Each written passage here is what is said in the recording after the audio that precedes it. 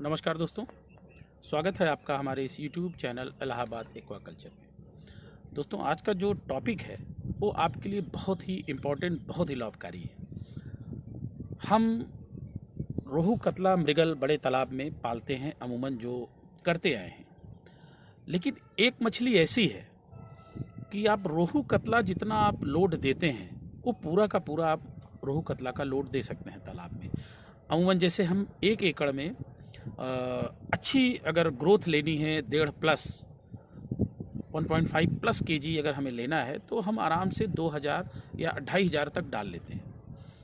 लेकिन उसके साथ एक मछली ऐसी है जिस पे भारत सरकार का सीफा का बहुत फोकस है और उस पे बड़े बड़े वेबिनार, सेंट्रल इंटरनेशनल वेबिनार्स भी हो रहे हैं और रेट के हिसाब से भी वो मछली बहुत अच्छी है। और मेरे ख्याल से जितने भी मछली खाने वाले लोग हैं, फिश लवर, उनके लिए भी ये किसी काजू पिस्ता से कम का आइटम नहीं है। जी हाँ, मैं झींगा, प्रॉन्स, श्रिम्प इनकी बात कर रहा हूँ। इनको इतने नामों से जाना जाता है। कोई स्कैम्पी बोलता है, कोई प्रॉन्स बोलता है, कोई महाझींगा बोलता है और कोई झींगा बोलता है। ये तमाम नाम है इस मछली के। इसके ब्रीड की बात करें, इसकी वैरायटीज़ की बात करें तो बहुत सारी ब्रीड वैरायटीज़ हैं, टाइगर प्रॉन्स और बहुत सारी चीज़ें हैं। लेकिन ये जो हमारा स्पीसीज़ है स्कैम्पी का, महाझींगा का, जिसको एम रोजनबर्गी बोलते हैं, और ये 100, 150, 200 ग्राम तक बहुत आराम से हो जाता है। 9-10 महीने के कल्चर में ये 150 प्लस हो जाता है। 6-7 महीने में ये 80 से 100 ग्राम तक हो जाता है। और रेट की अगर बात करें तो अगर एज ए फिश लवर अगर आप हैं तो आपको रेट इसका पता होगा। कहीं 800, कहीं 1000, कहीं 700 रुपया केजी ये मिलता है। इससे कम कहीं कोई गुंजाइश नहीं है। तो इसकी बात हम करते हैं। तो जी हाँ, आज हमारा जो टॉपिक है वो स्कैम्पी फार्मिंग के ऊपर है। मीठे जल में पालन करने वाला झींगा, इसकी बात आज हम करेंगे। वेरी प्रॉफिटेबल और ऑल टाइम मार्केटेबल। जब आप बेचना चाहें आप पार्शियल हार्वेस्टिंग कर लें, थोड़ा सा नेट लगा के बेच लें, जैसे चाहे वैसे कर सकते हैं। और बहुत ज़्यादा बजट भी नहीं है, बहुत अच्छी फार्मिंग है इसका। तो आज हम स्कैम्पी फार्मिंग की बात करेंगे दोस्तों।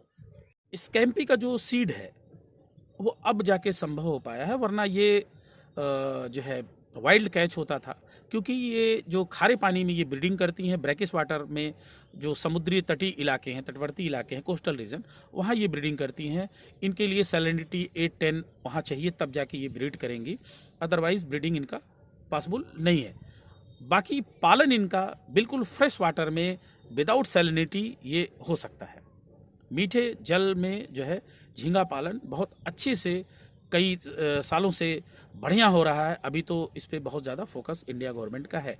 योजनाएं भी इस पे चलाई जा रही हैं कि खारे पानी का झींगा, मीठे पानी का झींगा, तमाम इसके जो है सीफा जो है हमारा इस पे काम कर रहा है। तो मीठे जल में जो पालन करने वाला जो झींगा है, जिसको एम रोजनबर्गी या महाझींगा बोलते हैं, इसका कल्चर 6-7 महीने में ही ये 150 ग्राम, 100 ग्राम, 125 ग्राम, 80 ग्राम से लेके ऑलमोस्ट ये हो जाता है। कोई मछली पूरी तरीके से एक साइज की नहीं होती यूनिफॉर्मली, बट मोर देन 60 ग्राम से ये ऊपर ही हो जाता है। और अगर 60-70 ग्राम का झींगा है तो मुझे किसी भी हालत में वो 700 रुपये, तालाब से आपके 500-600 रुपये केजी से कम नहीं जाना है। जिंदा है तो भी और मर गया है तो भी, जिसको कहा जाता है मरी हाथी तब भी 9 लाख की। तो झींगा के साथ ऐसा ही है। ज़्यादातर हम लोग फ्रोज़न इसको इस्तेमाल करते हैं, मरी हुई आती है ये कोस्टल एरिया से, और तब भी हम 800-900 रुपये मार्केट से ख़रीदते हैं अगर जंबो साइज प्रॉन्स है तो। इसके लिए तालाब 10,000 स्क्वायर फीट से एबव होना चाहिए। आपके पास 1 हेक्टेयर है, नो प्रॉब्लम, 1 एकड़ है, no problem. Minimum 10,000 square feet का तालाब होना चाहिए। स्टॉकिंग डेंसिटी इसकी बहुत अच्छी मायने रखती है। वो है अगर 1 एकड़ में 100 डेसिमल में आप आराम से 25,000 तक जा सकते हैं विदाउट एरिएशन। अगर एरिएशन है तो आप 5,000 प्लस जा सकते हैं एरिएटर के साथ में। ये तो हो गई स्टॉकिंग की बात, जो कि बहुत मायने रखता है। लेकिन अगर आप इसको रोहू और कतला, मृगल में माइनस करूँगा, ये जो है ग्राउंड फीडर है, नीचे रहने वाली मछली है, इसलिए इसके साथ जो आपको ऐड करना है वो सिर्फ और सिर्फ कतला और रोहू ऐड करना है। जितना आप डालते हैं उतना डालिए। इसके साथ में अगर क्लब करना है तो आपको रोजनबर्गी आपको सिर्फ और सिर्फ 15,000 तक डालिए। आपका रोहू कतला जैसे निकल रहा है निकलेगा, और आपका जितना आपका ये है 15,000 ये भी आपका निकलेगा। मोनोकल्चर करेंगे तो 25-30 हज़ार तक जा सकते हैं। With aeration, without aeration 25,000 best है। बहुत परेशान होने की ज़रूरत नहीं है। तालाब में पानी जो होना चाहिए वो 4 फीट 5 फीट पानी है तो सफिशियंट है, कोई टेंशन नहीं। 4 से 5 फीट पानी इसके लिए पर्याप्त है। इसका जो सबसे बड़ा नेचर है रहने का, लिविंग स्टाइल, वो नीचे रहना ये ज़्यादा पसंद करती है, इसलिए इसको हाइडिंग प्लेस देना ज़रूरी है। पाइप्स दे सकते हैं, कुछ घड़े वगैरह टूटे फूटे आप डाल सकते हैं, कुछ टायर वगैरह डाल सकते हैं, और इस तरीके से आप हाइडिंग प्लेस इसको देंगे तो ये बहुत ज़्यादा ग्रो करती है। दिन में फीडिंग ये कम करती है दोस्तों, ये इसका एक नेचर है जो आप जान लीजिए। दिन में फीडिंग बहुत कम करती है, ना के बराबर करती है। छुप के रहना ये ज़्यादा पसंद करती है, इसलिए हाइडिंग प्लेस इसको देना मस्ट है। इसके बाद इसको जो फीडिंग कराने का जो तरीका है ये भी बहुत अहम है। 32% का प्रोटीन परसेंट इसको आप ओवरऑल दे सकते हैं। 35% आप शुरू में देंगे तो ग्रोथ इसका थोड़ा सा ग्रो करेगा, फास्ट होगा, और इसके बाद 32 कांस्टेंट आप इसको जो है 1 mm 2 mm तक फीड आप इसको 1.5 तक आराम से इसको दीजिए। ये ऑल टाइम नाइट फीडर है, ये नाइट फीडिंग करेगा, और अर्ली मॉर्निंग इसको फीड कराइए। ये बहुत अच्छे से ग्रो करेगा, बहुत अच्छे फीड करेगा। 6 से 7 महीने में बहुत अच्छा ग्रो करेगा। कोई मछली ऐसी नहीं है जो इतनी फास्ट ग्रो करके आपको इतना रेट दे सके। अगर हम जो है आपके देसी मांगुर और सिंघी की भी बात करें तो हमारा ऑलमोस्ट 8 महीना वो ले लेती है एवरेज 100 ग्राम लाने में।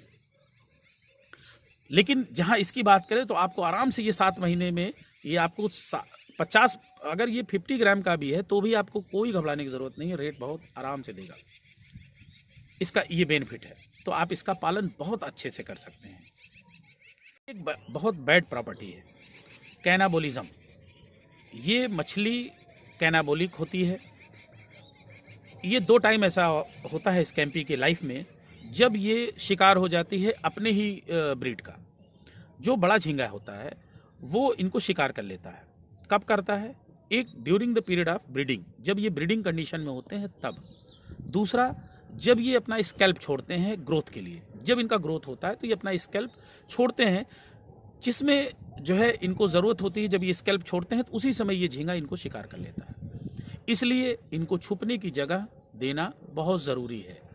सर्वाइबिलिटी, अगर आप पोस्ट लार्वी डालते हैं 1/2 इंच 1 इंच के अंदर में बच्चा अगर आप डालते हैं तो इसका 70% तक सर्वाइवल बहुत अच्छे से हो जाता है।